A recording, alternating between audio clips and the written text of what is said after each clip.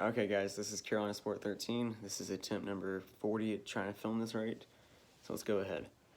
So, on April 24th of 2019, I was a freshman in high school. At school that day, all I could think about was the Canes and Caps, Game 7 that evening. Then, after school, I had a golf match. All I could think about during the match was the Canes and Caps Game 7. It was on my mind all day. It was distracting me from everything I did. I was so nervous about it. I was so worried about what could go wrong. What if we don't score any goals? What if it's a shutout? What if it's a 5-0 win for Washington? What if we just embarrass ourselves? It was just in my head all day. So as soon as I got back from my golf match, I went and watched the first period. I turned it on, and the first thing I saw was the Capitals just scored. I saw it right as it happened, and I thought, okay, we can recover from this just like we did in Game 6. I began watching it more, and the Capitals score another time.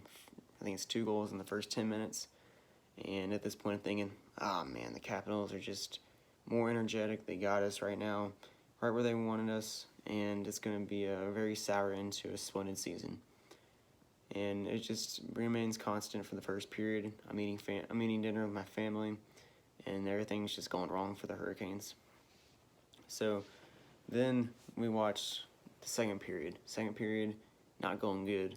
But then Washington gets a power play, and at this point I'm thinking, okay, if Washington scores on this power play, the game is basically over, because 3-0 comebacks don't happen very often in the National Hockey League. It just is what it is. But I remember seeing Seabass go and get a rebound goal. It was a great goal to get us on the board, shorthandedly, and that really changed the game. I thought that we could build off of that, make it 2-2 before the intermission, and then the winner takes all in third period.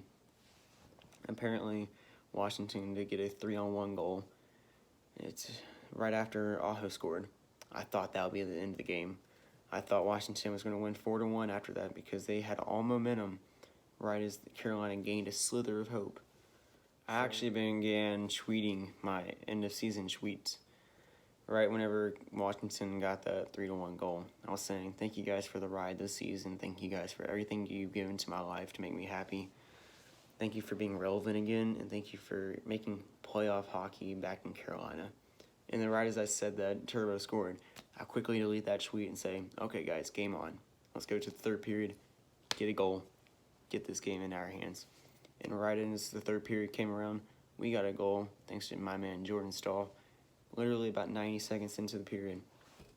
Right whenever he got that, we had climbed the mountain. We made it to the level surface. It was winner take all at that point. We had them right where we wanted them. We had all momentum. That third period was amazing. I remember all the great saves that Mrazek made, and I remember Brock clearing that shot off the line with about 3 minutes left in the game. Save of the season right there. Sorry guys, but that is the save of the season. Then, as soon as that happened, the game went to single overtime. Single overtime Carolina. But the memory I remember most from single overtime was the fact that Ovechkin had a shot to win the series on his stick. I remember he took the shot, it was a slap shot, went right off of my man Peter Mrazek's face mask. Referee blows the whistle, and Ovechkin looks up to the ceiling like, I just missed that opportunity. It was awesome to see our goalie stop that shot. What a save. So then then the overtime goes to an end. Carolina dominated that period. Double overtime starts back up, and Carolina dominated that period the entire time. I remember it was just the entire building in Washington basically knew eventually Carolina was going to win. The Carolina was the more conditioned team. Carolina deserved to win that game based off how they finished, and they dominated in both overtime periods. I think they overshot Washington by double their shots, which is awesome.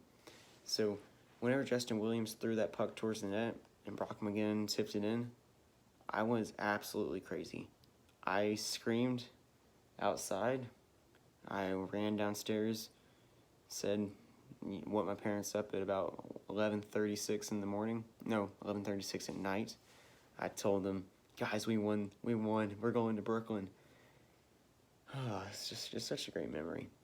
But from being worried all day at school, and then going from school to the golf course, playing in a high school match, getting the dub, then going home and watching the Hurricanes, that was just a day I'm never going to forget. It was the most inspiring performance I saw from the Carolina Hurricanes, and it really showed off our season, because we never started that season good, but we finished it, we found ways, and we took advantage of our opportunities, just like we did in the entire 2018-2019 season. Just such a great memory, and I love seeing everyone on Twitter reacting with so much happiness. It was just so exciting to see everyone in Raleigh and North Carolina. You know, just everyone was so happy about the overtime win. Parties were happening and on a Wednesday night. It's so awesome just to see that, Carolina is a hockey state, and don't let anyone ever tell you different. I might be in Georgia, but I'm always going to be a Carolina sports fan. Thank you guys for watching this, and I really hope that you all have a great day, and stay safe, guys. Love y'all.